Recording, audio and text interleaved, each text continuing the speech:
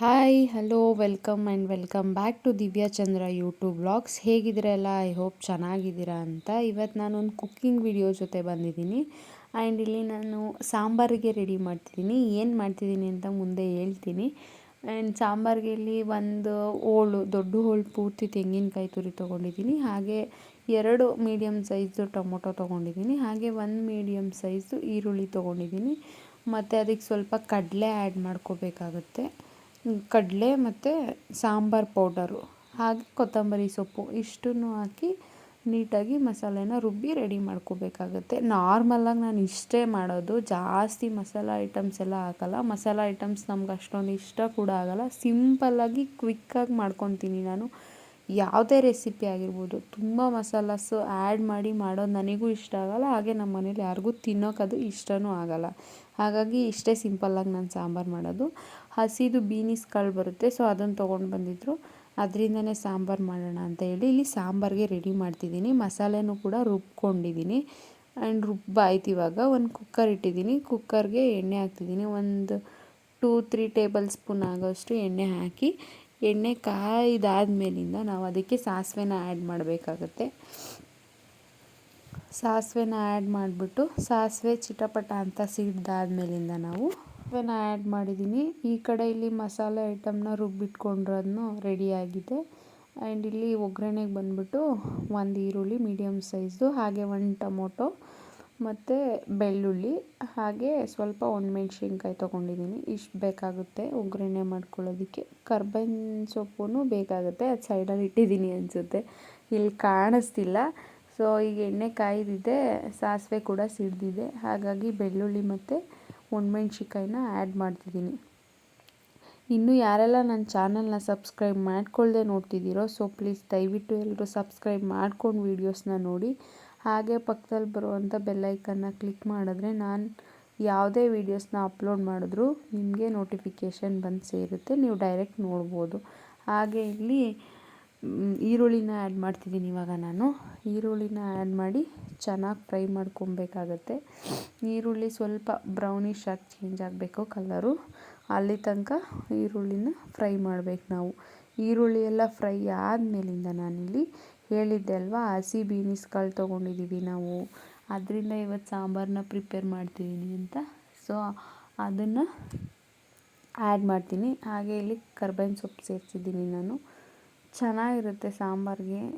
ಯಾವುದೇ ಅಡುಗೆ ಆಗಲಿ ಕರ್ಬೇವಿನ ಸೊಪ್ಪು, ಕೊತ್ತಂಬರಿ ಸೊಪ್ಪು ಅದಿಲ್ಲ ಅಂತಂದರೆ ಕಂಪ್ಲೀಟೇ ಅನಿಸಲ್ಲ ಅಡುಗೆ ನನಗಂತೂ. ಆ್ಯಂಡ್ ಇವಾಗ ಟೊಮೊಟೊ ಆ್ಯಡ್ ಮಾಡಿದ್ದೀನಿ. ಈರುಳ್ಳಿ ಸ್ವಲ್ಪ ಫ್ರೈ ಆದಮೇಲಿಂದ ಟೊಮೊಟೊ ಆ್ಯಡ್ ಮಾಡಿದ್ದೀನಿ. ಹಾಗೆ ಟೊಮೊಟೊ ಫ್ರೈ ಆದಮೇಲಿಂದ ಹಸಿ ಬೀನಿಸ್ ಕಾಳು ಅಂತ ಹೇಳಿದ್ದೆ ಅಲ್ವಾ, ಅದನ್ನು ಆ್ಯಡ್ ಮಾಡ್ತಿದ್ದೀನಿ. ನನಗಂತೂ ಹಸಿ ಕಾಳು ಸೀಸನ್ ಬಂತು ಅಂದರೆ ಮುಗೀತು.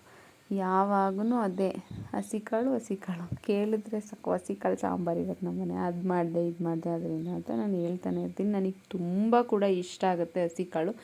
ಯಾವುದೇ ಕಾಳಾದರೂ ಓಕೆ, ಬೀನಿಸ್ ಕಾಳು ಮತ್ತು ಅವರೆಕಾಳು, ತಡ್ನಿಕಾಳು ಯಾವುದಾದ್ರೂ ತಿಂತೀನಿ. ಸ್ವಲ್ಪ ಹೊತ್ತು ಕಾಳನ್ನ ಹಾಕಿ ಫ್ರೈ ಮಾಡಿದ್ಮೇಲಿಂದ ನಾನಿಲ್ಲಿ ರುಬ್ಬಿಟ್ಟಿರೋ ಅಂಥ ಮಸಾಲಾನ ಆ್ಯಡ್ ಮಾಡ್ಕೊತಿದ್ದೀನಿ. ಆ್ಯಡ್ ಮಾಡ್ಕೊಬಿಟ್ಟು ನಾನು ಇದನ್ನು ಚೆನ್ನಾಗಿ ಕುಕ್ ಮಾಡ್ತೀನಿ. ನಾನು ನೀರೆಲ್ಲ ಏನೂ ಆ್ಯಡ್ ಮಾಡೋಕ್ಕೆ ಹೋಗಲ್ಲ. ಫಸ್ಟೇ ಸ್ಟಾರ್ಟಿಂಗೇ ಕಾಳಿಗೆ ಒಗ್ಗರಣೆ ಮಾಡಿರ್ತೀವಲ್ಲ, ಅದಕ್ಕೆ ಮಸಾಲ ಆ್ಯಡ್ ಮಾಡಿಬಿಟ್ಟು ಅದನ್ನು ನೀಟಾಗಿ ಕುಕ್ ಆಗೋದಕ್ಕೆ ಬಿಡ್ತೀನಿ. ಒಂದು 3-4 ಮಿನಿಟ್ಸ್ ಅಷ್ಟೇ ಕುಕ್ ಮಾಡ್ತೀನಿ ನಾನು. ಚೆನ್ನಾಗಿ ಅದು ಕುಕ್ ಆದಮೇಲಿಂದ ಸ್ವಲ್ಪ ಕಾಳಿಗೆಲ್ಲ ಮಸಾಲೆ ಹಿಡ್ದಿದೆ ಅನ್ನಿಸ್ಬೇಕು ನನಗೆ. ಸುಮ್ಮನೆ ಹಂಗೆ ಕಾಳು ತಿನ್ನೋಕೆ ಇಷ್ಟ ಆಗೋದಿಲ್ಲ. ಹಾಗಾಗಿ ಅದು ಚೆನ್ನಾಗಿ ಕುಕ್ ಆಗೋ ತನಕ ಬಿಟ್ಟಿದ್ದು, ಇದನ್ನು ಇಲ್ಲಿ ಚೆನ್ನಾಗಿ ಕುಕ್ ಆಗೋದಕ್ಕೆ ಬಿಟ್ಟಿದ್ದೀನಿ ನಾನು. ಅದೇ ಹೇಳ್ದಂಗೆ ಒಂದು 3-4 ಮಿನಿಟ್ಸ್ ನೀಟಾಗಿ ಕುಕ್ ಆದರೆ ಮಸಾಲೆ ಎಲ್ಲ ಕಾಳಿಗೆ ನೀಟಾಗಿ ಹಿಡ್ದಿರುತ್ತೆ ಅಂತ ನನ್ನ ಪ್ರಕಾರ ಹಂಗೆ ಅನಿಸುತ್ತೆ.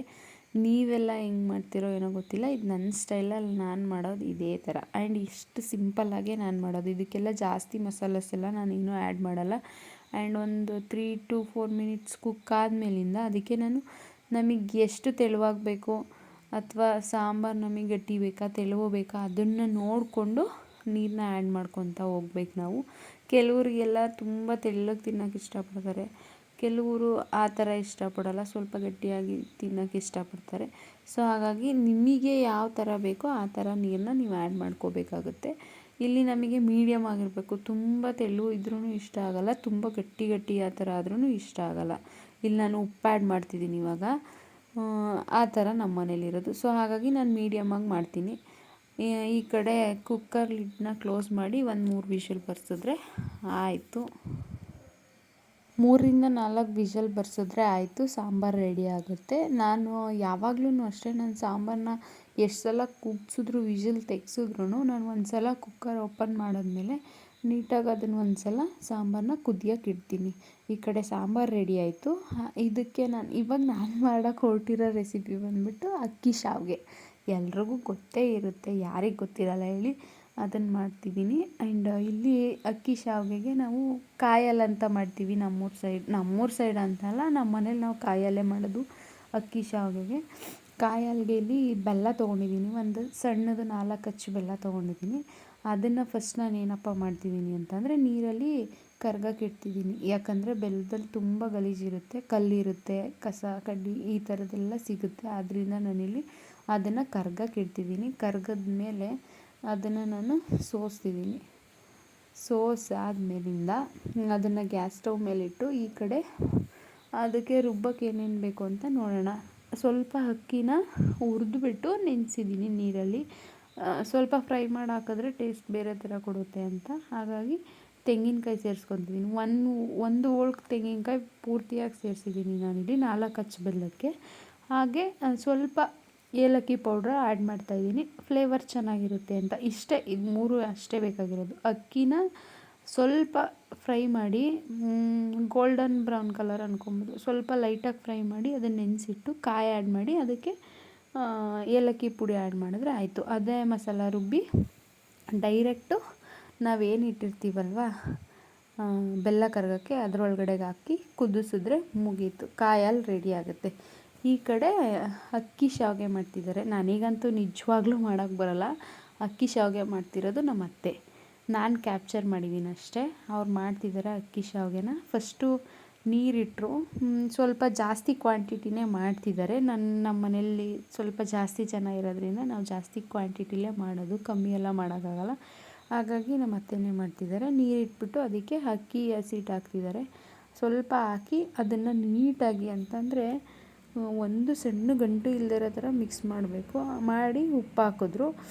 ಅದು ಚೆನ್ನಾಗಿ 1-2 ಕುದಿ ಬಂದಮೇಲಿಂದ ಇಲ್ಲಿ ಅಕ್ಕಿ ಹಸಿಟ್ಟನ್ನ ಆ್ಯಡ್ ಮಾಡ್ತಿದ್ದಾರೆ. ಆ್ಯಡ್ ಮಾಡಿ ಅದು ಚೆನ್ನಾಗಿ ಕುದಿಯೋ ತನಕ ವೆಯ್ಟ್ ಮಾಡಿ. ಇವಾಗ ಅಕ್ಕಿ ಹಿಟ್ಟಲ್ಲಿ ಶಾವಿಗೆ ಮಾಡೋಕ್ಕೆ ಮುದ್ದೆ ರೆಡಿ ಮಾಡ್ತಿದ್ದಾರೆ.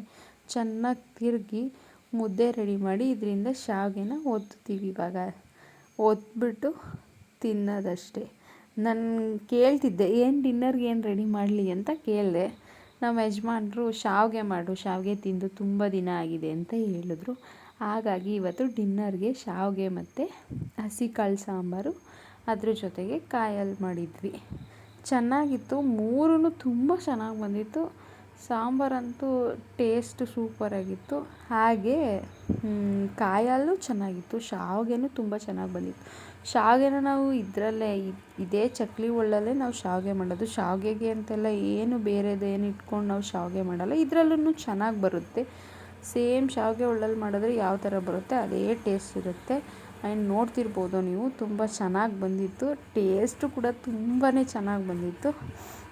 ಆ್ಯಂಡ್ ಇನ್ನೊಂದು ಸಲ ಹೇಳ್ತಿದ್ದೀನಿ, ಯಾರೆಲ್ಲ ನನ್ನ ಚಾನಲ್ನ ನೋಡ್ತಿದ್ದೀರೋ ಪ್ಲೀಸ್ ದಯವಿಟ್ಟು ಸಬ್ಸ್ಕ್ರೈಬ್ ಮಾಡ್ಕೊಂಡು ವೀಡಿಯೋಸ್ನ